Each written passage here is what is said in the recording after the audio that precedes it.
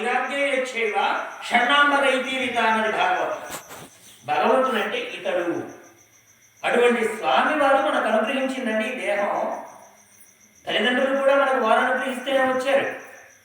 మనం అనుకుంటే పుట్టలేదండి. మన తల్లిదండ్రులకి మన ఇష్టం వచ్చినట్టుగా ఫలానా వాళ్ళకి పుట్టాలి అని మనం అనుకుంటే టాటా పిల్లలకి పిల్లలు ఉండేవాడు, మిగతా వాళ్ళందరూ పిల్లలు లేకుండా ఉండేవాడు. ఎందుకంటే అది ఆయన అనుగ్రహం. కాబట్టి దేహం ఎవరి అనుగ్రహం? ఇది దేవాలయం అన్నాడు. దేవాలయం ఎప్పుడవుతుంది అంటే జీవో దేవ సదాశివ. గురుదేవులు ఏం చేస్తూ ఉంటారంటే సద్గురు విద్యాప్రకాశానంద స్వామి వారు చెప్తూ ఉండేవారు, గురుదేవులు అంటే పెళ్లి చేసేవాడు అన్నాడు ఆయన. పెళ్లి అంటే ఏమిటి? జీవబ్రహ్మైక్య కళ్యాణం.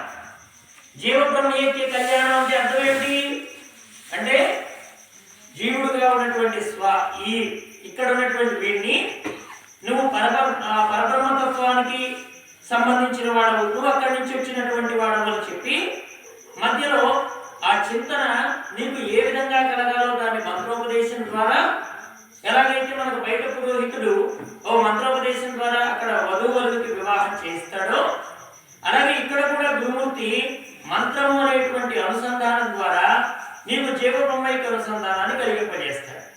సద్గురుదేవులే మనకు పురోహితులుగా ఉన్నారు. ఇక్కడ జీవబ్రహ్మైక్య కళ్యాణం ఏమిటి? దాన్ని యోగము అన్నారు. యోగము అంటే అర్థం ఏంటండి? రెండింటి కలయిక అని ఒక అర్థం. కానీ భగవద్గీతలో స్వామి చెప్పాడు సమత్వం యోగముచ్యతే అన్నాడు. సమభావన కలగాలి. సమభావన అంటే అర్థం ఏంటి అంటే నీవు నీ శరీరాన్ని ఎలా చూసుకుంటున్నావో, నీకు ఇతరులు ఎలా చూస్తే బాగుంటుందని నువ్వు అనుకుంటున్నావో ముందు నువ్వు ఇతరుల్ని అలా చూడడం నేర్చుకో. మనకి ఆ మిగతావన్నీ చెప్పలేదు స్వామి. సమత్వము అంటే అర్థం ఏమిటంటే నీకు ఏదైనా బాధ కలిగే మాట ఎవరు అన్నారనుకోండి, అది నీకు బాధ కలిగింది, ముందు ఆ మాటని నువ్వు ఇతరులకు అనకుండా ఉండడం నేర్చుకో. ఒకళ్ళు నీ పట్ల ఒకళ్ళు ఒక పని చేశారు, అది నీకు బాధ కలిగింది, అది నువ్వు ఇతరులకు చేయకుండా ఉండు, ఆ భావనలోకి రా. అప్పుడు ఏమవుతుంది? దేహం దేవాలయమే అవుతుంది. జీవో దేవ సదాశివ. దీనిలో ఉన్నంతసేపు శివుడేనండి, చనిపోతే ఏమవుతాడండి? శవం అవుతాడండి అన్నారు మహాత్ముడు. దీనికి సద్గురు రామకృష్ణానంద స్వామి వారు చెప్పారు, శివానికి శవానికి ఒక తేడా ఉందో అన్నాడు. మీరు ఒక బల్ల మీద అంటే ఒక పలక మీద శవము అని రాయండి, కింద శివము అని రాయండి. శవానికి తలకట్టు ఉంటుంది, శివానికి లోపలికి తిరిగి ఉంటుంది ఆ కొమ్ము. అంటే ఆయన ఏం చెప్పాడంటే అహంకారం లేస్తే శవం, అహంకారం వంగితే శవం అన్నాడు ఆయన. మామూలుగా మనమేమంటామంటే శవం అంటే చచ్చిపోయిందండి, శవం అంటే బ్రతికున్నవాడండి. అలా కాదయ్యా, బ్రతికున్నవాడు కూడా శవాలు ఉన్నారు. ఎవరైనా బ్రతికున్న శవం? అహంకారంతో తల ఎత్తుకు తిరిగేవాడు, భగవంతుడు అనేటువంటి భావన లేకుండా తిరిగేవాడు. కైట భారీ భజన కలిగి ఉండని వాడు గాలిలోన నుండి కథలు శవము అన్నది భాగవతం. కైట భారీ భజన కలిగి ఉండని వాడు. ఆలోచించండి భగవంతుడు ఎంత గొప్పవాడో. మా రామకృష్ణానంద స్వామి వారిని వాళ్ళు ఒక మాట అడిగారు, స్వామి ఇప్పుడు నాకు 12 ఎకరాలు 20 ఎకరాల పొలం ఉందండి, 4 అంతస్తుల భవనం ఉందండి, ఒక కొడుకు అమెరికాలో ఉన్నాడు, ఒక కొడుకు ఆస్ట్రేలియా ఉన్నాడు, ఒక కుమార్తెనేమో ఏదో జర్మనీ జపాన్ ఏదో ఇచ్చాను, మంచి పొజిషన్లో ఉన్నారు స్వామి, కానీ నాకు ఇంకా తృప్తి కలగలేదు, తృప్తి అనేది రాలేదు, అసలు ఇంత తృప్తి లేని వాడిని నేను అమ్మగర్భంలో ఎలా ఉన్నానని అడిగాడు వాడు. అమ్మగర్భంలో నేను ఎలా ఉన్నాను? అక్కడ ట్యూబ్లైట్లు లేవు, ఫ్యాన్ లేదు, మంచి విశాలమైనటువంటి బెడ్రూములు లేవు, మెత్తన పరుపులు లేవు, తినడానికి యోగ్యమైనటువంటి జీడిపప్పు కిస్మిస్లు పిస్తా పప్పులు ఇవన్నీ లేవు లోపల. మరి లోపల ఏముంది?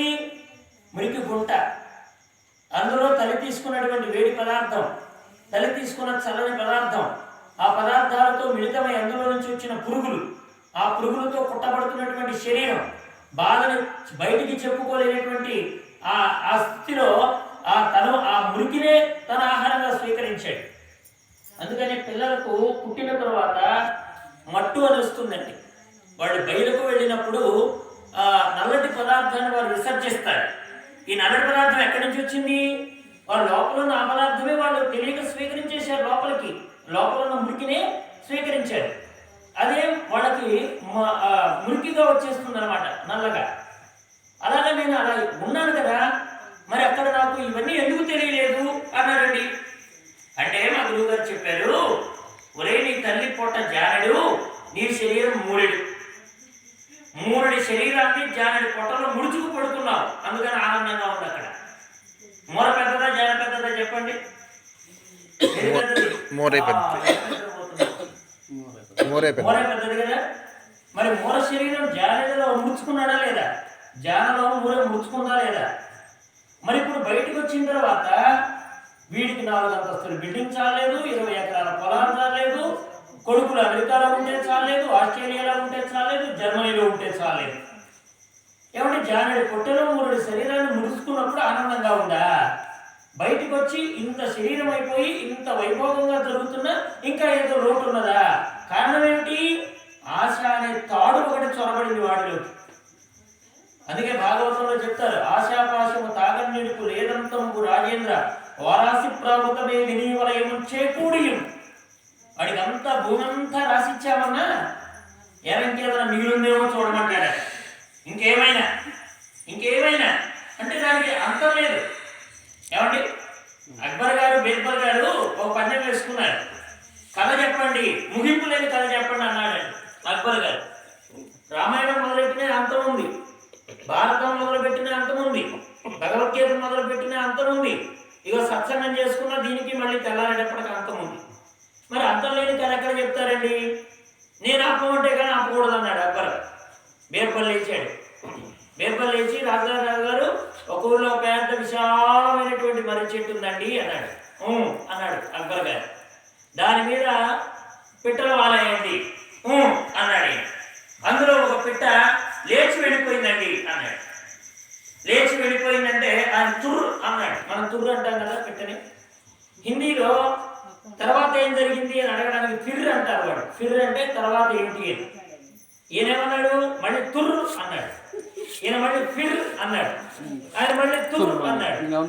ఈయనకి ఇసుగు పుట్టిందండి. ఎంతసేపు ఫిర్రు తుర్రు అంటే వీడు మాత్రం విసుగు పుట్టేసి, నువ్వు ఆపవాయాన్ని కదలివును మరి కచ్చెప్పా మొదలు పెట్టావు అన్నాడు బీర్బల్ గారు.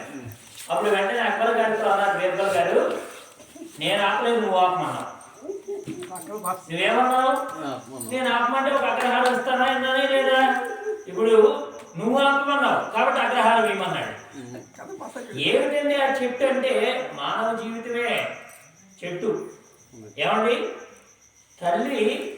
తండ్రి విడిచినటువంటి వీర్యం ఎంత, తల్లితో కలిసిన శుక్లం ఎంత, శుక్ల సోనితముల మిళితమైనటువంటి మన బుడగ ఎంత, లోపల అది పరిణామ రూపంలో నెలలకు మారిన మన రూపం ఎంత, తరువాత పూర్వజన్మ స్మృతి కలిగి ఇచ్చిన తీరులో నీ రూపం ఎంత, అపానవాయు ప్రసారం చేత తల్లి యొక్క గర్భంలో నుంచి నువ్వు ఆ మార్గం గుండా బయటకు వచ్చినప్పుడు ఆ రూపం ఎంత, ఒకసారి ఆలోచిస్తావు.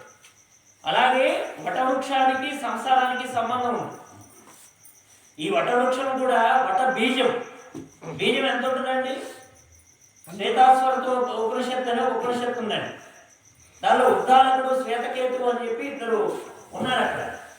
వాళ్ళకి సంబంధం జరుగుతుందండి. నాన్నగారి ప్రపంచం అంతా ఎవరిలో నుంచి వచ్చింది అని అడిగాడు. పరమాత్మ సంకల్పం మాత్రం చేత ప్రపంచం వచ్చింది అన్నాడు. అంటే అప్పుడు ఆయన అన్నాడు, నాన్నగారు నాకెందుకో ఈ ప్రపంచం ఎంతో విశాలంగా అనిపిస్తుంటుంది, విశాలమైనటువంటి ప్రపంచం అంతా ఆయన చిన్న సంకల్పం మాత్రం చేతనే అంత వచ్చిందా అని అడిగాడు. అప్పుడు వెంటనే ఆయన అన్నాడు, ఏమో ఇప్పుడు ఇదిగో చెట్టు చూసావు కదా, ఈ చెట్టు ఎందులో నుంచి వచ్చింది అని కొడుకుని అడిగాడండి. నేను చెట్టు ఎందులో వచ్చాను కదా, అదే విచిత్రం అంటే విత్తనాల నుంచి వచ్చింది, మనం కూడా చెప్పేస్తాం బ్రహ్మాండంగా. విత్తనాల నుంచి వచ్చింది నాన్నగారు. అయితే విత్తనంలో ఇంత చెట్టు ఉండటో అన్నాడు తండ్రి గారు. ఉంది నాన్నగారు, లేకపోతే ఎక్కడి నుంచి వస్తుంది చెట్టు అన్నాడు. సరే విత్తు తెచ్చి అక్కడ పెట్టి తండ్రి గారు, ఇప్పుడు నువ్వు దీన్ని ఎలా బద్దలు కొడతావో కొట్టి నాకు అంత చెట్టును చూపించన్నాడు. ఇప్పుడు ఇందులో నుంచే వచ్చిందే కదా అనుకున్నావు, మరి ఈ చిన్న విత్తనాన్ని బద్దలు కొట్టేసి నాకు అంత చెట్టును చూపించు అన్నాడు. సాధ్యమేనా? అప్పుడు వెంటనే ఆ అబ్బాయి అన్నాడు, నాన్నగారు మీరు నాకు తప్పుగా చెప్తున్నారు బోధ, అసలు ఇంతలో నుంచి అంత రావడానికి కొంత పరిశ్రమ ఉంటుంది కదా అంటే అప్పుడు ఆయన అన్నాడు ఏం చేయాలో మరి దీనికి అన్నాడు. నాన్నగారు సాధన చేయాలి అన్నాడు. సాధన అంటే ఏమిటో అన్నాడు.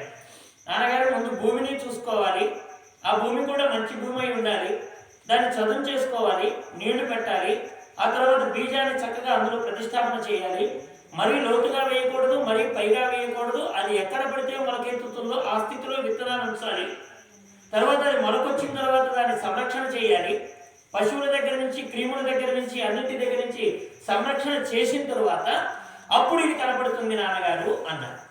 బ్రహ్మము కూడా అంతే నాయ్, బ్రహ్మం కూడా అంతే.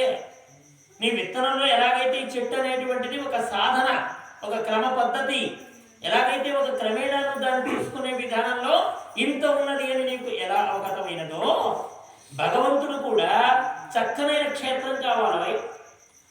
ఏ ఏ చోటులో పడితే ఆ చోటులో మొక్కేస్తారండి. చవిటి నేలలు ఉంటాయి కొన్ని, అంటే మా సైడ్ చవిటి నేల అంటారు, అంటే ఉప్పుడు భూములు. ఆ భూమిలో విత్తనం వేస్తే వస్తుందా? రాదు. క్షేత్రం మంచిదై ఉండాలి ముందర. తర్వాత క్షేత్రం మంచిది కాగానే సరిపోతుందా? దాన్ని చక్కగా నాగళ్ళు పెట్టి దున్నాలి, ఆ చక్కగా మట్టినంతా మెత్తగా చేసి నీళ్లు పెట్టుకోవాలి. అంటే నీ క్షేత్రం ఎలా ఉండాలి అంటే మెత్తగా ఉండాలి, చదునుగా ఉండాలి, తడిచి ఉండాలి. ఆ తడిచే నీరేమిటి? భక్తి అనే రసామృతంలో నీ క్షేత్రం తడవాలి. ఎందుకంటే భక్తి లేని జ్ఞానం శూన్యం అండి. భక్తి లేకుండా జ్ఞానం నువ్వు ఎంతైనా సంపాదించు, అది భక్తి లేదనుకోండి నిష్ప్రయోజనమే. అందుకే అసలు మోక్ష సాధన సామాగ్ర్యాం భక్తిరేవ గరీయసి అన్నాడు ఆదిశంకర భగవత్పాదాచార్యులు. మోక్ష సాధన సామాగ్ర్యాం భక్తిరేవ గరీయసి. మనం ఇప్పుడు ఒక వంట తయారు చేయాలంటే ఆ వంటకి ఎలాగైతే నీరు అవసరం, అలాగే వండడానికి బియ్యం అవసరం, ఈ రెండింటిని కలిపి పచనం చేయడానికి ఒక అగ్ని అవసరం, తర్వాత దాన్ని తెలుసుకునేటువంటి విధానం. ఇప్పుడు నా బోటి వాడిని తీసుకెళ్ళి ఏమన్నా ఎన్ని ఇస్తాం మీరు వంట చేయండి అన్నారు అనుకోండి, దానిలో ప్రవేశం లేదు. ఇవన్నీ మీరు ఇస్తారు, ఏది నీరు ఇస్తారు, బియ్యం ఇస్తారు, గ్యాస్ పొయ్యి ఇస్తారు. కానీ ఈ మూడింటిని కలిపి తయారు చేసేటువంటి ఒక ప్రజ్ఞ నాలో లేదు. దీన్ని ఎలా పెడితే అన్నం అవుతుందనే ప్రజ్ఞ నాలో లేదు. అంటే మూల వస్తువులు ఉండగానే సరిపోదు, ఈ వస్తువులు ఎలా కలిస్తే అది అందంగా మారిన శరీరానికి ఉపయోగపడుతుందో. పోనీ నేను 4-5 చోట్ల చూశానండి అన్నం ఇలా వండుతారని, కానీ దాన్ని పలుకు చూసే విధానం తెలియలేదనుకోండి, అయితే సంఘటన అవుతుంది, లేకపోతే విత్తులన్నా అయిపోతాయి, బియ్యం విత్తులుగా ఉండిపోతుంది. అప్పుడు ఎవడరా వండింది అంటే ఆ చేతకాలైన ఒక నాయన వచ్చి పొయ్యి మీద పెట్టాడంటే వేస్తారు.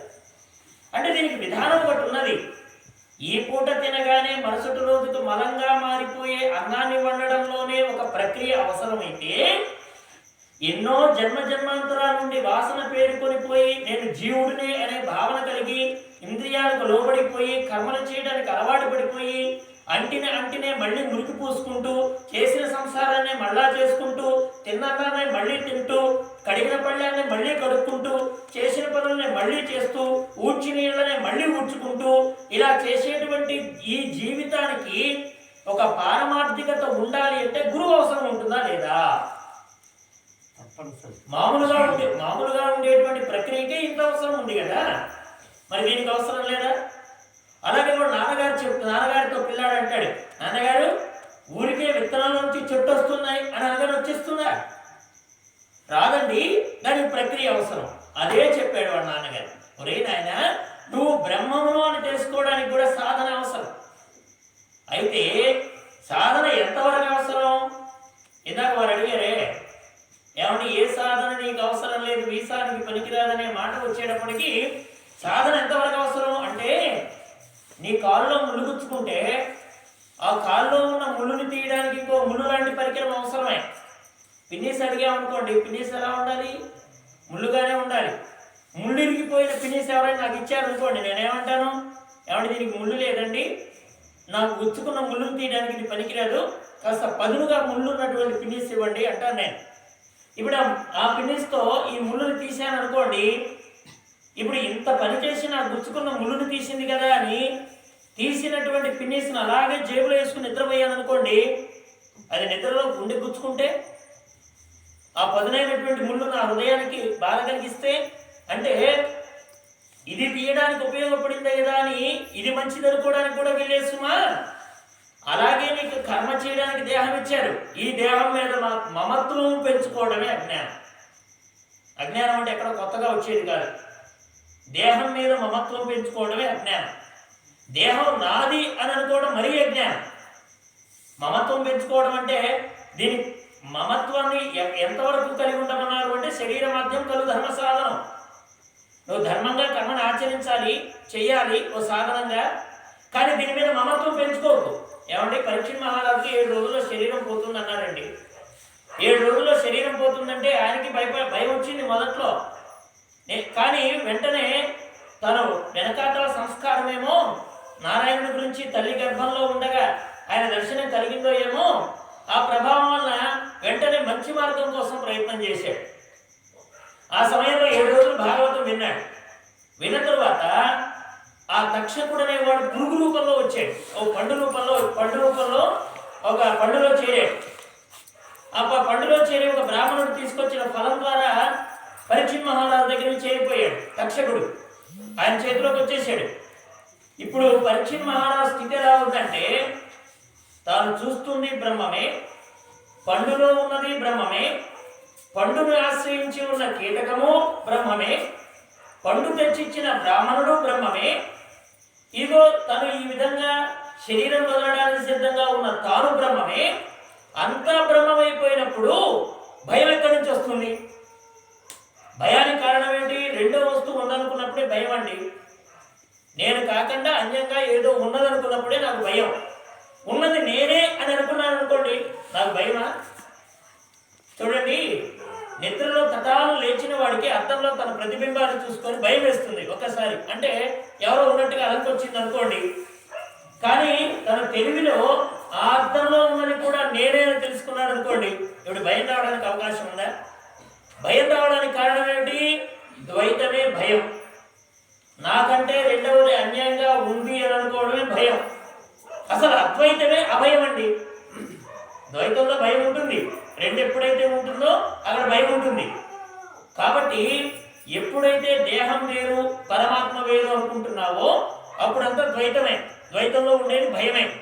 నేను వేరు భగవంతుని వేరు అనే భావన కలిగినప్పుడల్లా భయమే. కానీ జీవో బ్రహ్మైవనాపరః, అసలు ఇది అద్వైత సిద్ధాంతం. అసలు జీవుడికి దేవుడికి తేడా లేదు. ఎక్కడో తిరునాళ్ళలో తప్పిపోయినటువంటి పిల్లవాడు పెరిగి పెద్దవాడై తన తండ్రి దగ్గరే దాస్యం చేసినట్టుగా కాలక్రమంలో కొన్ని గుర్తుల వల్ల ఒరే నువ్వు తిరునాళ్ళలో తప్పిపోయిన మా అబ్బాయి కదా అని తెలుసుకున్నప్పుడు, తను ఎవరినైతే ఆశ్రయించాడో తన యజమానే తన తండ్రిని తెలుసుకున్నప్పుడు ఆ పిల్లాడికి కలిగేటువంటి అనుభవం ఎలాంటిదో, అలాగే జీవుడు బ్రహ్మము ఒకటిగా ఉండి అజ్ఞానం అనేటువంటి మాలిన్యం చేత వేరుగా కనపడగలిగి గురువు చెప్పేటువంటి గుర్తుల ద్వారా నేను బ్రహ్మము ఒకటేనే యథార్థం తెలుసుకున్నప్పుడు, అప్పటిదాకా తాను దాస్యం చేస్తున్నటువంటి ఆ యజమానే తన తండ్రిని తెలిసినప్పుడు ఎలాగైతే ఆ కుర్రాడికి బ్రహ్మానందం ఉంటుందో, అప్పటిదాకా నమస్కారం చేసిన ఆ భగవంతుడు నాలోనే ఉన్నాడు, అది నా స్వరూపమై ఉన్నది అని తెలుసుకున్నప్పుడు ఈ జీవుడు పొందేటువంటి ఆనందం కూడా బ్రహ్మానందమే. ఆ బ్రహ్మానందపు ఎరుక చేసేవారెవరు? నీకు గురుదేవుడు. అందుకే దేహో దేవాలయ ప్రోక్త జీవో దేవ సదాశివ. ఆయన ఎప్పుడు శివుడే, నీలో ఉన్నటువంటి వాడు వాడే. దుర్మార్గుడిలో ఉన్నవాడు కూడా వాడేనండి. ఏమంటే దుర్మార్గుడిలో వాడుంటే మరి దుర్మార్గ పనులు ఎందుకు చేస్తున్నాడండి? మరి భగవంతుడు దుర్మార్గ పనులు చేయడు కదా. అంటే దానికి మా రామకృష్ణ స్వామి వారు చిన్న కథ చెప్పారు. ఓ చోట ఒక ఆయన భక్తులకు భోజనం పెట్టబడునని బొట్టు పెట్టాడండి. భక్తులకు భోజనం పెట్టబడును. అయితే ఆ వీధిలో పెడుతున్న ఓ దొంగోడు ఈ బోర్డు చూశాడండి. వాడు దొంగోడు చూసి వాడు ఏం చేశాడంటే, పాపం 4-5 రోజులు పెట్టి దొంగతనానికి ప్రయత్నం చేస్తున్నాడు, కానీ ఎక్కడ వీలు చిక్కడం లేదు. వాడికి ఏ వస్తువు దొరకలేదు, ఎక్కడ ఏది అమ్ముకోవడానికి కుదరలేదు. వీడేం చేశాడండి, భక్తులకు భోజనం పెట్టబడిందని బోర్డు చూశాడు కదా, వీడు చక్కగా ఒక పంపు దగ్గరికి వెళ్ళి కాళ్ళు చేతులు కడుక్కొని దగ్గరలో ఉన్న శివాలయానికి పోయి ఇలా విభూతి పూతలు ఇలా రేఖలు ఇలా రాసేసుకొని మంచి భక్తులాగా వచ్చి మెట్ల మీద కూర్చున్నాడండి. ఆయన ఆయన ఆయన అనుకున్నట్టుగా ఓ భక్తుడు వచ్చాడు, అదృష్టం పండిందని లోపలికి రమ్మని భోజనం పెట్టాడు. వీడు చక్కగా భోజనం చేసి పక్కింటి వాడు ఎత్తడి బిందె ఎత్తుకుపోయాడు. వాడికి తేలిపోతుంది, వాడు చక్కగా ఇద్దరు బిందె ఎత్తుకుపోయాడు. ఇక వాళ్ళేం చేశారండి, ఈ అన్నం పెట్టే వాడిని పెడుతున్నారు, నీ భక్తులు పాడుకోరు, ఊళ్ళో వాళ్ళందరూ ఎక్కడెక్కడ వాళ్ళందరూ వచ్చి నీ ఇంట్లో పడుతున్నారు, వాళ్ళేమో నీ ఇంట్లో అన్నం తిని మా సామాన్లు ఎత్తుకుపోతున్నారు, నీ భక్తి బండలైపోను, మీ భక్తులు ఎక్కడో కలవ ఏదో ఉంటాయి కదా, వాళ్ళ మాటలు అలా మాట్లాడేస్తున్నారు. పాప మీరు బాధ వచ్చేసిందండి. నేను అనవసరంగా ఒక దొంగోడికి అన్నం పెట్టాను, ఓ దొంగోడికి అన్నం పెట్టాను, ఓ దొంగోడికి అన్నం పెట్టాను, వాడికి నిద్ర పట్టడంలే. వెంటనేనండి ఆ రోజు రాత్రి నారాయణుడు కనపడ్డాడండి ఆయన కంటికి. ఆయన ఎలా ఉన్నాడు, ఆయన కంటికి మింటికి ఎగదారుగా ఆయన ఏడుస్తున్నాడండి నారాయణమూర్తి. ఈయన అన్నాడు, ఈ భక్తుడు, స్వామి నేను ఏడుస్తున్నానంటే అర్థం ఉంది, ఈ రోజు దొంగోడికి అన్నం పెట్టాను, ఆయన ఏమో పక్కింటి వాడు బెంజెత్తుకుపోయాడు, మీరెందుకు ఏడుస్తున్నారు స్వామి అన్న. అప్పుడు నారాయణుడు అన్నాడు, ఒరే ఒక్కరోజు నువ్వు పెట్టినందుకు ఏడుస్తున్నావు, నేను 30 ఏళ్ళ నుంచి వాడికి అన్నం పెడుతూనే ఉన్నా, నేనెంత ఏడవాలి అన్నాడు. ఇప్పుడు ఆయన ఏడవాలి, మరి ఆయన పెట్టకపోతే, ఆయన నడిపించకపోతే వాడు అక్కడ దాకా రాగాడా? అంటే ఆ దృష్టి, అంటే భగవంతుడి దృష్టి పడినటువంటి వాళ్ళు ఎలా ఉంటారంటే, వాళ్ళు ఈ ఉచ్యము నీచం అనేటువంటి వాళ్ళు చూడండి, 2 విధాలైనటువంటి దృష్టి మహాత్ములకు ఎప్పుడు ఉండదు. సమత్వం యోగ ఉచ్యతే, వాళ్ళ సమత్వమైనటువంటి చూపు, వాళ్ళందరిలో కూడా మంచినే చూస్తారు. ఆ చూడడం అనేది ఎలా రావాలి నీకు అంటే, నేను గురువు గారి బిడ్డనండి అని చెప్పుకోవడం వల్ల మనకు గొప్పదనం రాదండి. చదివిన వాళ్ళందరూ కలెక్టర్లు అయిపోతారండి. ఆడ కొన్ని పరీక్షలు ఉంటాయి, ఆ పరీక్షల్లో ఎవరైతే నెగ్గుతారో వారికి మాత్రమే వస్తుంది. ఏమండి, మనం ఆడ చదివేటప్పుడు సమూహం చాలా పెద్దదిగా ఉంటుంది, 10వ తరగతిలోకి వచ్చేటప్పటికి ఇంకా కాస్త పలచబడతారు, ఇంటర్మీడియట్లోకి వెళ్ళేటప్పటికి మళ్ళీ అక్కడ కొంత తగ్గుతుంది, కొంత ఏమంటారు దాన్ని, ఫిల్టర్ అవుతారు, వాళ్ళు జల్లెడ పడతారు. తర్వాత ఐఏఎస్ పోయేటప్పటికి ఎవరు ఉంటారండి, స్కూల్లో చెప్తూ ఉంటారు, ఏమండి మా ఊర్లో ఫలానా బ్యాచ్లో ఒక కలెక్టర్ తయారయ్యాడు, ఇంతవరకు ఇంకో కలెక్టర్ రాలేదండి అంటారు. మరి చదివిన 600 మంది 700 మంది సంవత్సరానికి వీళ్ళందరూ ఏమైపోతున్నారండి. అలాగే భగవంతుణ్ణి చేరేటువంటి క్రమంలో కూడా మనుష్యాణం సహస్రేషు కచ్చిత్తేదపి సిద్ధయే యతతాం అపి సిద్ధానాం కచ్చిన్మాం వేత్తి తత్వతః. భగవద్గీతలో స్వామి చెప్పాడు, ఏమయ్యా ఎవడో వేలకొలగా ఎవడో ఒకడు నా కోసం ప్రయత్నం చేస్తాడయ్యా, వాళ్ళలో సాధన మొదలుపెట్టి మొదట్లోనే విడిచేవాడు, తర్వాత కొంతకాలానికి విడిచేవాడు. మనుష్యులలో ఎక్కువ సాధన ఎక్కడ మొదలు పెడతారో తెలుసా అండి, నాకు దీనివల్ల ఏదైనా ప్రాఫిట్ వస్తుందా, నేను దీనివల్ల కోటీశ్వరుడు అవుతానా, నేను దానివల్ల నా పంట బాగా పడుతుందా, లేకపోతే నాకు మగ పిల్లడు పుడతాడా, మా అమ్మాయికి పెళ్ళి అవుతుందా, దీని గురించే చాలామంది గురువులను ఆశ్రయిస్తూ ఉంటారు. కానీ మహాత్ములు చెప్పారండి, ఇట్లాంటి పనులు చేయడానికి కాదయా గురువు నీ దగ్గరికి వచ్చింది, ఇట్లాంటి కర్మలు అనుభవించవలసిన స్థితిని జన్మజన్మలు కలిగింపకుండా చేయడానికి గురువులు వస్తారు. మనం ఏం చేస్తామంటే గురువుల దగ్గరికి వెళ్ళి మన సంసారం వారికి తగిలిస్తాం. యథార్థమైన విషయాన్ని చెప్పాలంటే, ఏమండి ఎందుకోసం వచ్చావయ్యా అంటే, నేను పలానా బ్రహ్మమును తెలుసుకుందాం, నేను బ్రహ్మాన్ని ఎలా అవుతానండి, ఈ విషయం తెలుసుకోవడానికి వచ్చాను. మా అమ్మాయి పెళ్లి కాలేదండి, మా అబ్బాయి చెప్పిన మాట వింటలేదండి, మా ఆయన తాగుతున్నాడండి, ఏవో ఉంటాయి వాళ్ళ కారణాలు. కానీ భగవంతుడు ఇటువంటి వాటికండి మనకుంది. వెనకడికి ఎవడో గొప్పదైనటువంటి వస్తువుని చిల్లరైనటువంటి దానికి అమ్ముకున్నాడట. దాన్ని ఏమన్నారంటే మసగుని రేగి పండుకు మౌక్తికములు వెలబోయినట్లు అన్నాడు. మౌక్తికములు అంటే ముత్యాలు. వాడు ఎవడో ముత్యాలు రేగి పళ్ళ గంపకు అమ్మేసుకున్నాడట. రేగి పళ్ళ గంపకి ముత్యాలు ఇచ్చిన వాడు ఎంత తెలివి తక్కువ వాడో, ఇంత విలువైనటువంటి దేహాన్ని ఇంద్రియాలతో కూడి ఉండి ఇదిగో ఇక్కడ కనిపించేటువంటి ఈ సంసారానికి ఉపయోగించిన వాడు కూడా అలాంటి వాడే. అందుకని ఇది ముందు దేవాలయంలో తెలుసుకో. ఎందుకని దీనిలో పరమాత్మ ఉన్నాడు. ఆయన వదిలిన మరుక్షణం ఇది తద్దివిట దివిట అన్నారండి మహాత్ములు. అంటే ఇక మోసుకొని పోవడమే. ఇన్ని కేజీల శరీరం, 80 కేజీలు 70 కేజీలు ఉండే శరీరాలు ఒక్కడ పక్కకు తప్పుకున్నాడు అనుకోండి, ఇప్పుడు మనం చక్కగా తిరగలుగుతున్నాం. ఇంత శరీరాన్ని వేసుకొని బయటికి వెళ్ళొస్తున్నాం, నడుస్తున్నాం, అగో ఆయన వెనక దాకా వెళ్తున్నాం, బాత్రూంలోకి వెళ్తున్నాం, మన పనులు చేసుకుంటున్నాం, బయటకు వస్తున్నాం. దీనిలో సూక్ష్మాతి సూక్ష్మమైన వాడు తప్పుకున్నాడు అనుకోండి, వీడిని నలుగురు మొయ్యాల్సి వస్తుంది. ఎందుకు పడుతుంది గతి? ఎవరి దీనికి కారణం? లోపల ఉన్నవాడు తప్పుకోవడం వల్ల. ఆ తప్పుకున్నవాడు ఎంత సూక్ష్మము అంటే 70 కేజీల మనిషిని కదిలించేంత గొప్పవాడు, బరువు ఏమాత్రము తెలియని సూక్ష్మమైన వాడు. అడియోడియా మహితో మహియా, అంత గొప్పవాడు పరమాత్మ. ఆయన ఎలా ఉన్నాడు దీనిలో అంటే సదాశివ. నువ్వు ఉన్నాడు అను లేడు అను ఇంతకుముందు చెప్పారే. నువ్వు గాఢ నిద్రలో ఉన్నప్పుడు కూడా సోహం జరుగుతూనే ఉంది. బాగా గుర్తుపెట్టుకోండి. ఒక్కసారి మనం శ్వాస మీద దృష్టి పెడితే శ్వాస పీల్చుకోలేనంత భారం అయిపోతుందండి. గమనించారో లేదో? ధ్యానంలో మీరు శ్వాసని పట్టుకోండి. శ్వాస ఎలా వెళ్తుంది, ఎలా వదులుతున్నాను, ఎలా పీలుస్తున్నాను అని కాస్త దృష్టి పెట్టారనుకోండి, మీకు అది భారం అయిపోతుంది, ఎంతో బరువు మోస్తున్నట్టు అనిపిస్తుంది. కానీ ఇప్పుడు వ్యవహారంలో దాని మీద దృష్టి లేదండి. మీకు 21,600 సార్లు హంస దొరుకుతుందని మనకు అర్థమవుతుందా? మనకు తెలుస్తుందా? తెలియకుండానే సాగిపోతుంది జీవితం అంతా. అలాగే నువ్వు ఉన్నాడని గుర్తించు, లేడని అనుకో. ఎలా అనుకున్నా కానీ నీ లోపల ఉన్నవాడు మాత్రం పరమాత్మే. ఎప్పుడు కనిపిస్తాడు? యజేత్ అజ్ఞాన నిర్మాల్యం. యజేత్ అజ్ఞాన నిర్మాల్యం. మనలో ఏది పోగొట్టుకుంటే మన ముఖం కనబడుతుంది అంటే అద్దానికి కొన్ని లక్షణాలు ఉన్నాయి. ఇప్పుడు అద్దంలో ముఖం చూసుకుంటాం. ఈ అద్దంలో ఎప్పుడైతే పైన ఒక పొగ కమ్ముతుందో అప్పుడు మన ముఖం మనకు కనపడదు. రెండవది, నువ్వు కదులుతున్నా కానీ అద్దంలో నీ బింబం కనపడదు. మూడవది, అద్దం కదులుతున్నా కానీ నీ ముఖం నీకు కనపడదు.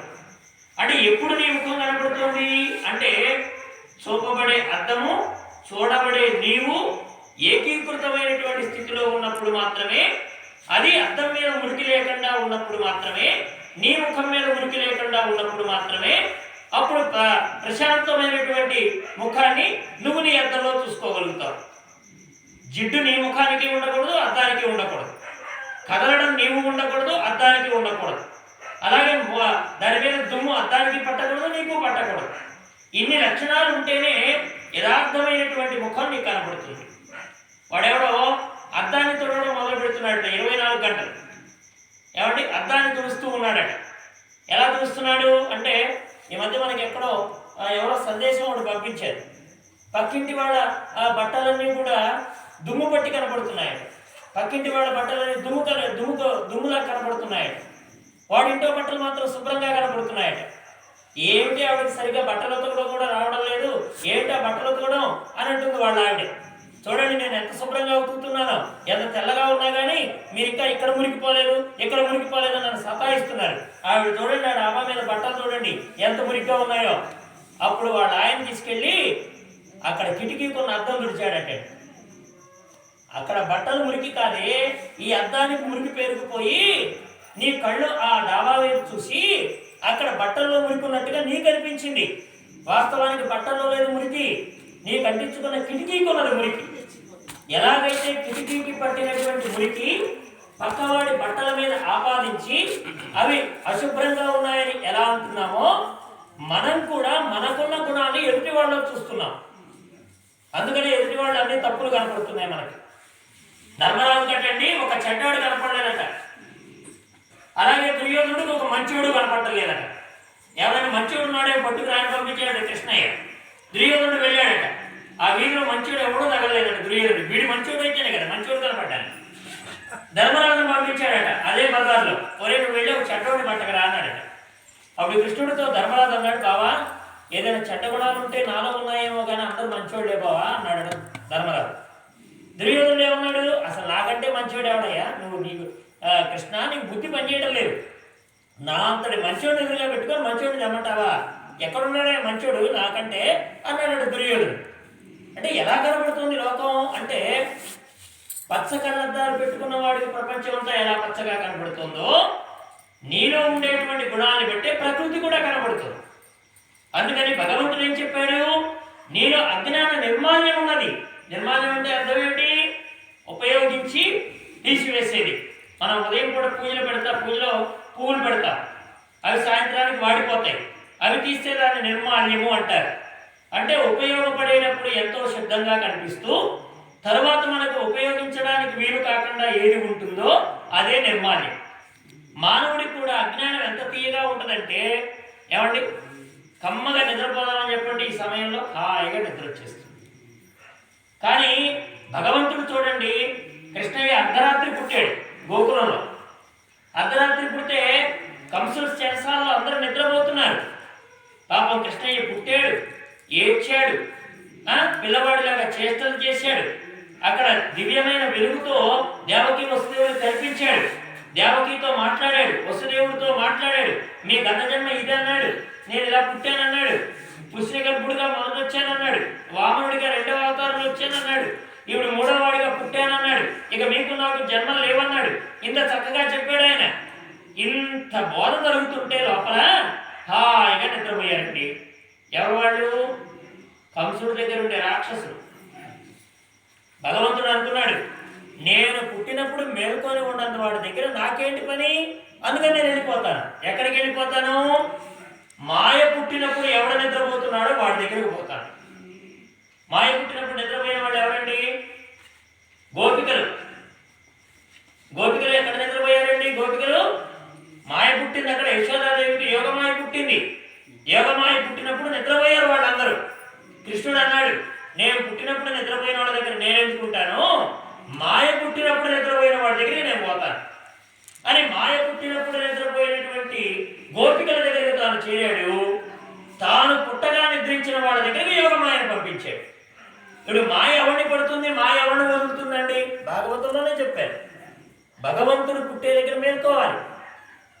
భగవంతుడి విషయము అక్కడ మనకి వచ్చే దగ్గర మేల్కోవాలి. ఏమంటే 1,00,000 రూపాయలు మీరు ఇస్తాము, మీరు అందరూ నిద్ర మేల్కొని ఉంటారా అంటే మేల్కోమండి. 1,00,000 రూపాయలు ఇస్తామంటే మేల్కోరా? మీరు మేల్కొంటారు. ఎందుకని? అది కనపడే లాభం. కానీ ఆధ్యాత్మిక లాభం కనపడేది కాదండి, మనం వెళ్ళిపోయేటప్పుడు ఒక మార్గంగా ఉపయోగపడేది ఆ లాభం. కానీ బయట లాభాలు ఎలా ఉంటాయంటే అప్పటికప్పుడే, అవి ఏంటంటే వేడి నీళ్ళలాగా అప్పటికప్పుడే ఉపయోగపడతాయి. కానీ మన పొట్టను నింపవండి. మన పొట్టను నింపేది ఆధ్యాత్మ విద్య, మన జీవితాన్ని పండించేది ఆధ్యాత్మ విద్య. అందుకని తెజేట అజ్ఞానాన్ని మారి ముందు మనలో ఉన్న మురికిని తీసేసుకోవాలండి. ఓడవడం కాదు, ఇల్లు ఊడుస్తున్నామే కానీ కసువు తీయడం లేదు మనం. అలాగే కుక్క చచ్చిపోయి బావిలో పడితే నీళ్లు తోడుతున్నాడే కానీ కుక్కను తీయటం లేదు. వాడు ఎవడో దిగుడు బావిలో కుక్క చచ్చిపోయిందట, తాగడానికి అవే నీళ్లు వాడికి. వాడు ఏం చేస్తున్నాడు, పొద్దున్న నుంచి ఇంజన్ పెట్టి కొడుతూ ఉన్నాడట నీళ్ళని. పక్కింటి వాడికి అనిపించింది, ఏమిట్రా ఈ సౌండ్, ఎందుకు కొడుతున్నాడు వాడు అట్లా నీళ్ళు అని అడిగితే, మా బావిలో కుక్క పడింది. మరి పొద్దున్న నుంచి కొడుతున్నావు కదా, అన్ని నీళ్ళు ఉన్నాయా నీ బావిలో అన్నాడు. అన్ని నీళ్ళు లేవురా, నేను కొడుతూ ఉంటే మళ్ళీ నీళ్ళు వస్తూ ఉన్నాయి, ఆ నీళ్ళన్నీ వాసన వస్తూ ఉన్నాయి, అందుకని కొడుతున్నాను. అరే ఎందుకు కుక్కను తీసావా అన్నాడు. కుక్కను తీయలేదురా, బావిలోనే పెట్టాను అన్నాడు. చచ్చిన కుక్కని బావిలో పెట్టి 10 మాటలు నీళ్లు కొట్టినా చెడిపోయిన నీళ్ళు ఎలా వస్తాయో, మనలో దుర్మార్గమైనటువంటి ఆ కుక్క చచ్చిన లాంటి వాసనలు మెడలో వేసుకొని మనం గుళ్ళు పోయినా, గోపురాలు పోయినా, సత్సంగాలకు పోయినా, భజనలకు పోయినా మనం బ్రతుకులు అంతే. చచ్చిన కుక్క లోపల ఉంటే వాసన పోతుందా? నీళ్లు మంచినీళ్ళు వస్తాయా? మంచినీళ్ళు రావాలంటే ఏం చేయాలి? ముందు చచ్చిన కుక్కను తీయాలి. అదేమిటండి? అహంకారం, ఆ అజ్ఞానం. అజ్ఞానం అనేటువంటి కుక్కను ఎప్పుడైతే తీసేస్తామో ఏదైతే అజ్ఞాన నిర్మాల్యం, అప్పుడు సోహంభావేన పూజే. అప్పుడు నీలో ఉండేటువంటి పరమాత్మ నువ్వు తెలుసుకోగలుగుతావు. భగవంతుడు అంటే తెచ్చుకునేవాడు కాదు, తెలుసుకునేవాడు. మా రామకృష్ణ స్వామి వారు చెప్పేవారు, చాలా మంది తిరుపతి పోతారు, వెంకటేశ్వర స్వామి ఫోటోలు విగ్రహాలు తెచ్చుకుంటారు, శ్రీశైలం పోతారు, శివలింగాలు తెచ్చుకుంటారు. తెచ్చుకున్న తర్వాత ఒక సందేహం వస్తుందండి, ఈ శివలింగం ఇంట్లో ఉండొచ్చా ఉండకూడదా? ఎవడో వస్తాడు ఇంటికి, ఒరే నాయన శివలింగం ఉండకూడదురా అంటాడు. ఇక వీటికి పడుతుందండి బీజం. అది తెచ్చిన రోజే మా అబ్బాయికి తుమ్ములు వచ్చాయి. ఏమండి, అది తెచ్చిన రోజే మా అమ్మాయి జ్వరం వచ్చింది. కాబట్టి శివలింగం ఇంట్లో ఉండకూడదు, ఆయన చెప్పింది కరెక్టే అని ఓ నిర్ణయం చేసేసుకుంటాడు.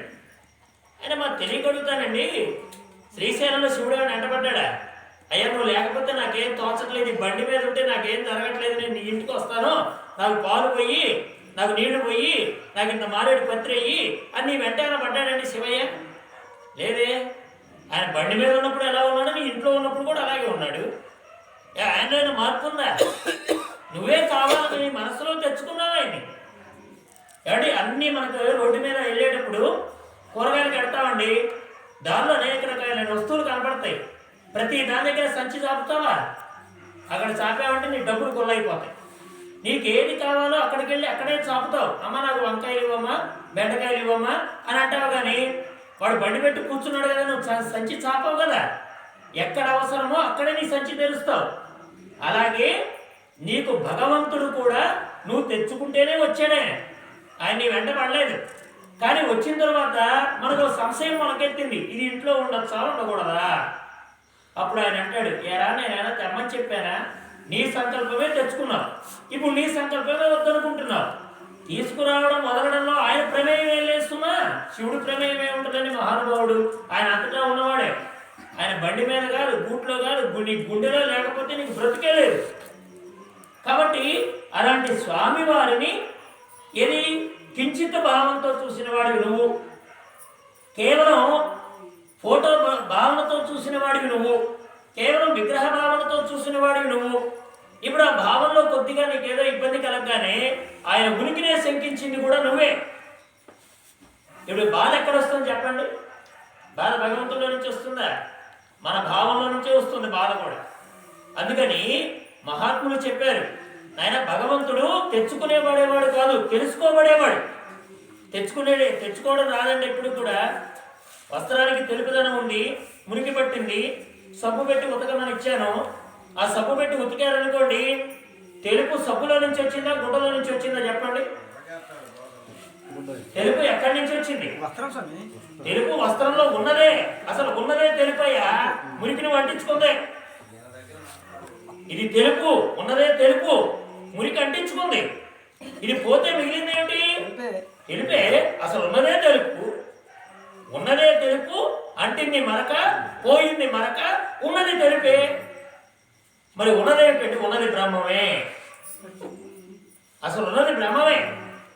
జీవభావన నువ్వు తెచ్చుకున్నావు, పోయింది కూడా జీవభావనే, మిగిలింది ఏమిటి? బ్రహ్మమే. ఉన్నదే బ్రహ్మము, మధ్యలో వచ్చింది పోయింది, మధ్యలో వచ్చింది పోయింది, ఉన్నది ఎప్పుడు బ్రహ్మమే. ఆ విషయాన్ని నీకు ఎరుక చేసేది ఎవరు? అదే గురుదేవుడు. యథార్థాన్ని నీకు వివరించి చెప్పి, ఒరే నువ్వు తెచ్చిపెట్టుకున్న భావనతో ఇబ్బంది పడుతున్నారా, ఇగో ఈ తెచ్చిపెట్టుకున్నదే నీ దుఃఖానికి కారణం. కాబట్టి బ్రహ్మము ఎప్పుడూ కూడా ఉన్నదే. ఆ ఉన్నది మర్చావేమో, ఈ సాగరంలో పడిపోయావు. ఇగో నిన్ను ఉద్ధరించడానికి ఇదిగో ఈ మార్గాన్ని అన్వేషించు. అందుకే అపార సంసార సముద్రంలో ఎవరు నాకు దిక్కు అని అడిగాడండి ఆదిశంకర భగవత్పాదాచార్య వారు. ఎవరు నాకు దిక్కు అంటే విశ్వేశ్వర పాదాంబుజ దీర్ఘనౌక అని చెప్పాడండి ఆదిశంకర భగవత్పాదాచార్య వారు. ఏమయ్యా అపార సంసార సముద్రం అన్నావు కదా, అపార సంసార సముద్రానికి అపారమైనటువంటి నౌకే కావాలి. ఏమంటే అపారానికి అపారమే కావాలండి, చిన్న చిన్నవి పనికిరావు. ఏమంటే మా ఊర్లో 100 మంది ఉన్నారండి, బస్సుకు పెళ్లికి రావడానికి ఒక వాహనం పంపించమన్నారట. వీడు నలుగురు బట్టి ఆటో పంపించారంటే, ఏదైనా వాహనమే కదా, అది వాహనమే ఇది వాహనమే, పాప వాడు వాహనం పంపించమన్నారు. మేము 100 మంది ఉన్నామన్నారండి. వాహనం కదా అని వీడు ఆటో ఇచ్చి పంపించాడే. వీడు ఆటోలో 100 మంది పంపించారా? పడతారా? పైగా ఏమంటున్నాడు ఈయన, నేను వాహనం పంపించాను మీరు అందరూ ఎక్కిరేయండి. వాళ్ళు అన్నారు, మేము 100 మంది ఉంటేనే 3 బట్టి ఆటో పంపిస్తే ఎలాగోయ్ అన్నారు. అంటే అక్కడ సంఖ్య అపరిమితంగా ఉంది, కానీ నువ్వు పంపించిన వాహనం పరిమితంగా ఉంది. అలాగే మనం దాటాలనుకున్న సంసారం అపారంగా ఉంది, మనం ఎక్కాలనుకునే నౌక పరిమితంగా ఉంది. కాబట్టి సుఖాలనే నౌకలతో, ఇంద్రియ విషయాలనేటువంటి నౌకలతో, ప్రాపంచిక విషయవాసనలనే నౌకలో ఎక్కాలని ప్రయత్నం చేయక మునిగిపోతావు. మరి అపారమైన సంసారానికి ఏం కావాలి? అపారమైనటువంటి నౌకే కావాలి. ఆ అపారమైన నౌక ఏమిటి? విశ్వేశ్వర పాదాంబుజ దీర్ఘ నౌక చెప్పాడు ఆదిశంకర భగవత్పాదాచార్యులు. ఆ పాదము గురుపాదము, విశ్వేశ్వరుడి పాదం. నీ సంసారం ఎలా అపారమో ఆ పాదం కూడా అపారమే. పో, నువ్వు ఎక్కడైనా ఎక్కొచ్చు, ఎక్కడే ఎక్కాలి, ఇదే స్టేషను, మళ్ళాగా ఇక్కడ రూల్స్ ఏం లేవండి. అక్కడ నీకు ఎక్కడ మనస్సు కుదిరితే, నీకు ఎక్కడ ఇంద్రియ చాంచల్యం ఆగితే, నీకు ఎక్కడ అజ్ఞాన నిర్మాల్యం తొలగించుకోవాలనే బుద్ధి కలిగితే, నన్ను నేను తెలుసుకోవాలనేటువంటి విషయ అవగాహన కలిగితే అక్కడ గురుపాదం సిద్ధంగా ఉంది. నువ్వు గుర్తించాలి. గురుపాదం కోసం శుకుడు ఆ పరీక్ష మహారాజు పరిగెత్తలేదండి, అరుగుడై కూర్చున్నాడంటే గురువు నడుచుకుంటూ వచ్చాడు. నువ్వు పాత్రగా నిలబడు, సరైనటువంటి పాత్రగా నిలబడబోయ్, పదార్థం నీ దగ్గరికి వస్తుంది పో అన్నారండి. పాత్ర సరైనదై ఉండాలి. ఏమంటే మనం టీ కాచుకోవడానికి, నీళ్లు కాచుకోవడానికి గిన్నెల కోసం వెళ్తారండి అమ్మగారులు. ఏం చూస్తారు? దానికి రంధ్రాలు లేకుండా ఉండాలి, చుట్టలు లేకుండా ఉండాలి, వంకలు లేకుండా ఉండాలి, దానికి కొన్ని మెళుకువలు ఉంటాయి, అవన్నీ చూస్తూ ఉంటారు అమ్మగారు. ఎదురుగా పెడతాడు ఆ షాపు వాడు, రంధ్రాలు ఉన్నవి వంకలు ఉన్నవి పెడతాడు. కానీ వీళ్ళేం చేస్తారు? ఇది కాదు, ఇది కాదు, ఇది కాదు అని తీసి ఎక్కడో అట్టడుగున కింద పడి ఉన్నటువంటి ఒక పాత్ర తీశారండి, మంచి పాత్ర. అది అడుగునుంది, దానికి వంకలు లేవు, రంధ్రాలు లేవు, మూతి చక్కగా ఉంది. ఇది అడుగున పడినా కానీ ఇది బాగుంది అంటారండి. ఎందుకని? దానికి అవగుణాలు లేవు. అవగుణాలు లేకుండా ఉన్నది అట్టడుగులో ఉన్నా ఎలా వెతికి పట్టుకుంటున్నావో అలాగే వెతకవయ్యా ప్రపంచంలో. నీకు చాలా విషయవాసంలో విషయ ప్రపంచాన్ని అందించేవాడు 3 మంది కనపడతారు. రారా సిగరెట్ తాగుదాం అనుకునేవాడు 100 మంది కనపడితే, ఎరా కాస్త సిద్ధయ్య గురించి తెలుసుకుంటావా అని అడిగేవాడు ఎవడో ఒకడు కనపడతాడు. నీకు ఎరా గుర్ర పందాలు ఆడదాం అనేవాడు కనపడతాడే కానీ మరి గురువు దగ్గరికి చేరదాం అనేవాడు కనపడ్డావు. మరి చెక్క ప్యాకెట్ ఆడదాంరా అనేవాడే కానీ మరి చక్కనైనటువంటి స్వామి చరిత్ర చదువుకుందామనేవాడు నీకు ఎక్కడైనా కనపడతాడా? ఒరే ఎక్కడ భోగం మేళ జరుగుతుంది పోదామనేవాడే కానీ భాగవతం జరుగుతుంది పోదామనేవాడు కనపడతాడా నీకు? ప్రపంచంలో వెతకాలయ్యా, వెతికితే దొరుకుతుంది. ఏమండి, కాసేపు తాగితే వెళ్ళిపోయే టీనే ఒక ఊరు వెళ్తే మీ ఊళ్ళో మంచి టీ ఎక్కడ దొరుకుతుందని అడుగుతావా లేదా అండి? ఊళ్ళో వాళ్ళని టీ గురించి అడుగుతున్నావా లేదా? పోనీ మనం హైదరాబాద్ వెళ్ళేటప్పుడు దారిలో ఒక మంచి హోటల్ కనబడుతుంది, ఎప్పుడో ఒకసారి అనుకోకుండా కార్ ఆపాం, టీ తాగాం, మళ్ళీ హైదరాబాద్ వెళుతున్నానంటే ఆ ఊరు రాగానే కొట్టు తిరుగుతుంది నా మనసులో. ఒరే పోయినసారి డ్రైవర్తో చెప్తాం, ఒరే పోయినసారి పలానా చోట ఆపాం, చక్కనైన టీ పెట్టించాడు వాడు తీసించాడేమో చూడు అని వాడితో చెప్తాడు.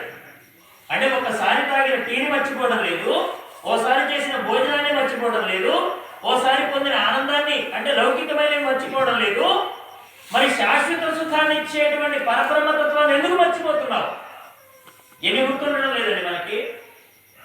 ఇప్పటికి ఎన్ని సత్సంగాలు అయిపోయినాయి, ఎన్నిసార్లు గురుదేవులు మళ్ళీ ఆ పాడినటువంటి పాటలో ఉన్న అర్థాలు మనకి చెప్పలేదు. ఎందుకు మళ్ళీ మనకి తిరిగి చెప్పలేకపోతున్నాం అంటే విషయాదుల మీద ఉన్నంత ఆసక్తి విశ్వేశ్వరుడి మీద లేకపోవడం. బయట విషయాల మీద బ్రహ్మాండంగా పనిచేస్తుంది బుర్ర. ఏమంటే కళలో కూడా 100 రూపాయలు నోటు ఇచ్చి నేను 50 రూపాయలు ఇచ్చానని అనుకుంటావా? 100 రూపాయల నోటు టీ తాగడానికి ఇచ్చి నేను ఇచ్చింది 50 కదా అని అనుకుంటావా? ఒక మొలతాడు గొలుసు వంకెం తగిలించి మర్చిపోతావు. ఏదో చిన్న బిడ్డ, పిచ్చి బిడ్డ, ఒక 5 రూపాయలు పెట్టి తిరునాళ్ళలో కొన్నావు, ఒక మొలతాడు దారం కట్టావు, ఎక్కడో దాన్ని కుక్కానికి తగిలించావు, మర్చిపోయావు. పోతే పోయిందిలే, మొలతాడు దారం 5 రూపాయలు బిళ్ళే కదా, తిరునాళ్ళు రాకపోతున్నా మళ్ళీ కొనుక్కోపోతాను అనుకుంటావు. అదే బంగారు గొలుసు కుక్కానికి తగిలించావండి, మర్చిపోయావు, మరుపుకొచ్చింది, నిద్రపడుతుందా?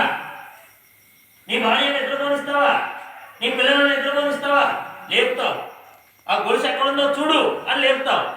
అప్పుడు ఆవిడంటుంది, నీ మతిమరు పాడుగాను, అగో చొక్కా తగిలించేటప్పుడు అక్కడే తగిలించావు, నన్ను నేను ఇంత నిద్ర పాడు చేసావు అంటే అప్పుడు వాడు అంటాడు, నిద్ర ఇప్పుడు హాయిగా వెళ్ళు, హాయిగా పో, నిద్రపో. కానీ గొలుసు పోతే ఊరుకుంటాడా? ఎందుకని? దాని విలువ మనకు తెలుసు, కానీ బ్రతుకు విలువ తెలియటం లేదు. అది విచిత్రం వచ్చింది అక్కడ. మనకి ఈ విలువ తెలియడం లేదు, ఆ విలువ బాగా తెలుసు. తులం బంగారం ఎంతండి, 2 తులాలు అయితే ఎంతండి అని ఈ లెక్కలు బాగా తెలుసు.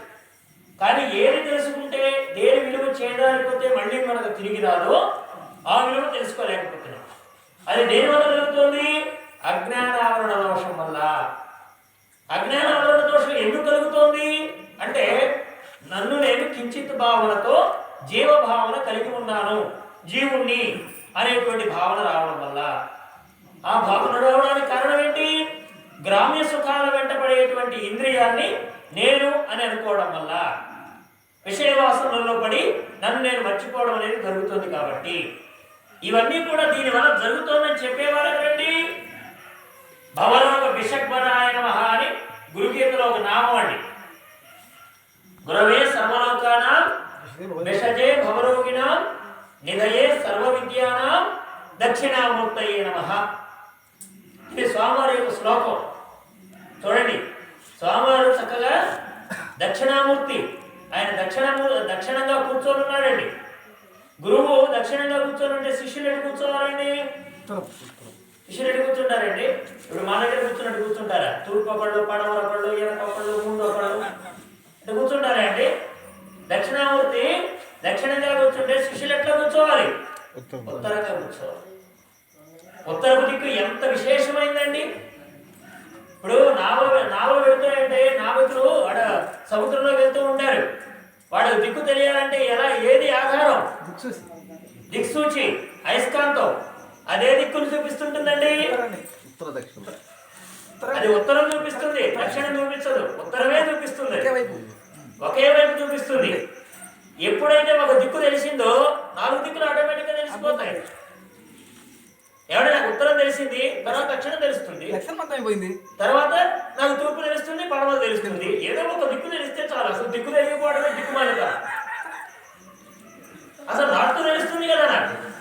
అలాగే దక్షిణామూర్తి దక్షిణంగా ఉన్నాడంటే శిష్యుడు ఉత్తరంగా ఉన్నాడు అంటే అర్థం ఏంటి? దిక్కు తెలుసుకోవడమే శిష్యుడు యొక్క లక్షణం. దిక్కు తెలపడమే గురువు లక్షణం. ఏ దిక్కు అండి? ఈ దిక్కులు ఎవడైనా చెప్తాడు. చిన్నపిల్లాడిని అడిగినా తూర్పు అంటే ఏంటండి, పడమర అంటే ఏంటండి, ఉత్తరం అంటే ఏంటండి, దక్షిణం అంటే ఏంటండి, 4 మూల చక్కగా చూపిస్తాడు. కానీ నీ జీవితం ఏ విధంగా పెడితే మళ్ళీ తిరిగి ఈ సంసార కుప్పంలో పడకుండా ఉంటావు? సంసారంలోనే ఉంటూ లేనివాడివి ఎలా అవుతావు? తింటూ తిననివాడివి ఎలా అవుతావు? వింటూ విననివాడివి ఎలా అవుతావు? చూస్తూ చూడనివాడివి ఎలా అవుతావు? అందవత్ పశ్య రూపాన్ని. ఇది విషయాలు వినేటప్పుడు బదిరహ శృణోవత్ అంటే అందవత్ పశ్య రూపాన్ని చూస్తావు, కానీ గుడ్డివాళ్ళలాగా ఉంటావు. చూడండి, రైల్వే స్టేషన్లో ఎంతోమంది 100 మంది పోతుంటారండి. మీ అబ్బాయి వస్తానని ఫోన్ చేశాడు. ఏ పిల్లాడు ఏమంటే అబ్బాయి అంటే పోతావా? అబ్బాయి వస్తానన్నాడు. ప్రతి ప్యాంటు షర్టు తగిలించుకున్నవాడు ప్రతివాడు మా అబ్బాయి కాదు. మా అబ్బాయికి ఒక లక్షణం ఉంది. ఆ అబ్బాయి వస్తేనే నా పెట్టి తీసుకుని నేను ఆయనతో కదులుతాను. అలాగే ప్రపంచంలో అనేక విషయాలు కనిపిస్తూ ఉంటాయి. నాదనుకున్న తత్వం దగ్గరే నేను పెట్టుబట్టుకు బయలుదేరుతాను. అనే దగ్గర నాకు అనవసరం. ప్రపంచంలో కూడా ఉండగలగాలి. అబ్బాయి వస్తానన్నాడు, ఏదైనా ప్రతి ఫ్యాంట్ షర్ట్ వేసుకున్న వాడి దగ్గర నా పెట్టుబట్టుకు వెళ్ళిపోనే అంటే అక్కడ విచక్షణ పనిచేస్తుంది నాకు. అలాగే నీవెవరై ఉన్నావు, నీ దిక్కు ఎవరై ఉన్నారు. ఇంకో విషయం ఉందండి, ఉత్తరాన్ని చూపించడంలో అయస్కాంతం పుల్లు ఉత్తరం ఎందుకు చూపిస్తుంది అంటే మానవుడికి అదో భాగం దక్షిణం అయితే ఓదో భాగం ఉత్తరం అన్నారు. శరీరంలో అదో భాగం దక్షిణం, బొడ్డుకు కింద భాగం దక్షిణం, బొడ్డుకు పై భాగం ఉత్తరం అన్నారండి. ఉత్తరంలో ఈ చక్రంలో ఎవరున్నారండి? సద్గురుమూర్తి. అంటే నీ శరీరం ఉత్తర దిక్కును ఏది చూపిస్తుంది? గురుమూర్తిని చూపిస్తుంది. అంటే నీకు దిక్కు ఎవరని అయస్కాంతం చెప్పింది? ఉత్తరమే. నీ శరీరంలో ఉత్తరం ఎవరని చెప్పింది? నీ దిక్కు గురుమూర్తి అని చెప్తుంది. శరీరం కూడా జడమైన అయస్కాంతం తెలిసిన బుద్ధి కూడా మనకు లేదండి. జడమైన అయస్కాంతానికి తెలుసు అది ఉత్తరం దిక్కునే, నాకు మనకు తెలియటలే.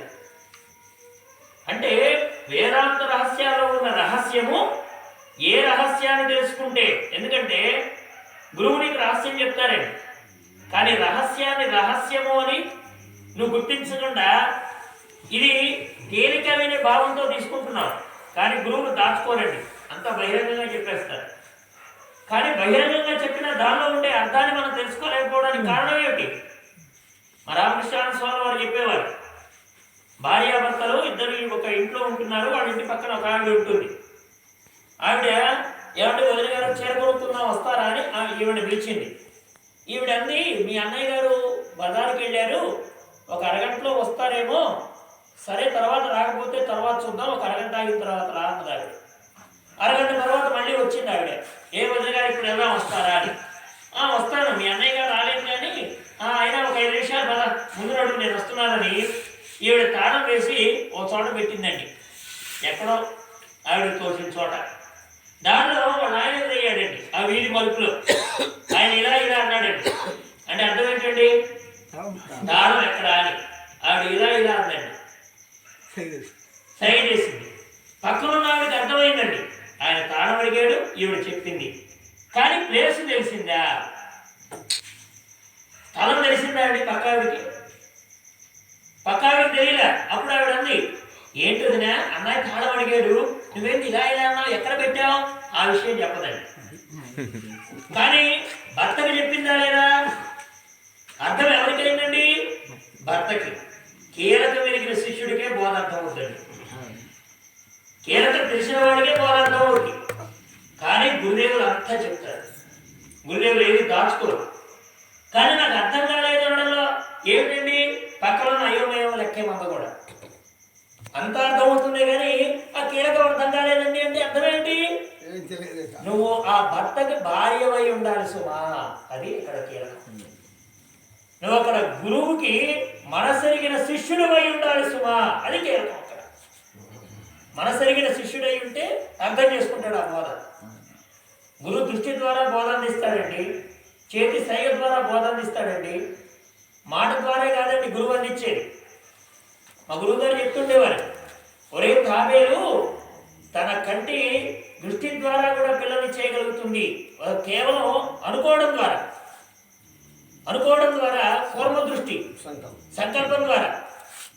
కానీ అది తాబేలు గుడ్డ అయి ఉండాలి. చేప గుడ్డ అయితే పనిచేయచ్చుమా? తాబేలు దగ్గర చేప గుడ్డ ఉందనుకోండి, ఆ తాబేలు కూర్చుంటుందా? తాబేలు గుడ్డ అయి ఉండాలి. అలాగే గురుబోధ కూడా అందుకోవాలంటే ముందు నువ్వు గురుబిడ్డవై ఉండాలి. గురుబిడ్డవైన వాడికి ఏం తెలుస్తుందండి? తాబేలు గుడ్డ అయితే తాబేలు దృష్టి ప్రకారంగా పిల్లై కూర్చుంటుంది అక్కడ. నేను కోడిగుడ్డును తీసుకెళ్లి తాబేలు దగ్గర పెట్టి, ఏమండి మీరు దీని సంకల్పం ద్వారా పిల్లల్ని చేస్తానంటే, మరి నా కోడిగుడ్డు 2 రోజుల నుంచి తాబేలు దగ్గర పెట్టాను, అది పిల్లలకు కాలేదంటే ఆ తాబేలు గుడ్డు కాదు, తాబేలు గుడ్డ అయితే పిల్ల అవుతుంది. అలాగే మనం కూడా గురు బిడ్డ అయితే గురు బోధలో ఉన్న తత్వం ఏంటో అర్థమవుతుంది. ఆ గురు బిడ్డ కాలేదనుకోండి, వినే బోధ కానీ, చెప్పుకునే మాటలు కానీ, ఆ పాడే పాటలు కానీ ఎలా ఉంటాయి? అయ్యి ఏమిటండి రాత్రంతా గోల. ఇదే అర్థమవుతుంది ప్రపంచానికి. కానీ యథార్థమైన విషయాన్ని తెలుసుకుంటే, అందులో ఉండేటువంటి ఆ మర్మాన్ని కనుక గుర్తించగలిగితే మంచి లాభం వచ్చేటప్పుడు నిద్రపోతాడండి వ్యాపారస్తుడు ఎవరైనా. ఏమండి? మంచి వ్యాపారం వచ్చేటప్పుడు ఎవరైనా నిద్రపోతాడు వ్యాపారస్తుడు? ఎవరికి అవసరం లేకపోతే ఏమొస్తుందండి? పక్క షాపులో బాగా వ్యాపారం జరుగుతుంది అనుకోండి, ఉత్తర షాప్ వాడికి నిద్ర వస్తుంది. కానీ ఇంకా తన పుట్ట ఎవరో రాకపోతే ఏం చేస్తాడంటే నిద్రపోతాడు శుభ్రంగా. అమ్ముకునేవాడి వ్యాపారం వాడు బ్రహ్మాండంగా అమ్ముకుంటూ ఉంటాడు. లాభాలు నష్టాలు తర్వాత బేరీజులో తెలుస్తాయి అనుకోండి. అలాగే నువ్వు దేవో దేవాలయ ప్రోక్త చెప్పుకున్నారా? జీవో దేవ సదాశివ, వాడు సదాశివుడే. ఏదైతే అజ్ఞాన నిర్మాల్యం, కానీ నీలో ఉండేటువంటి అజ్ఞానం అనే నిర్మాల్యం పనికిరాదబ్బాయి, అది తీసేసుకో. అప్పుడు సోహంభావేన పూజ ఏత్, అప్పుడు నువ్వు ఆ గురుస్థాయికి ఎదగగలుగుతావు. ఆ గురుమూర్తికే నువ్వు చక్కగా ఏది అభినందింపదగిన వాడి గురువు తగ్గ శిష్యుడిగా అనిపించుకుంటావు. ఓ శిల్పి స్వామివారి విగ్రహం చేసేటప్పుడు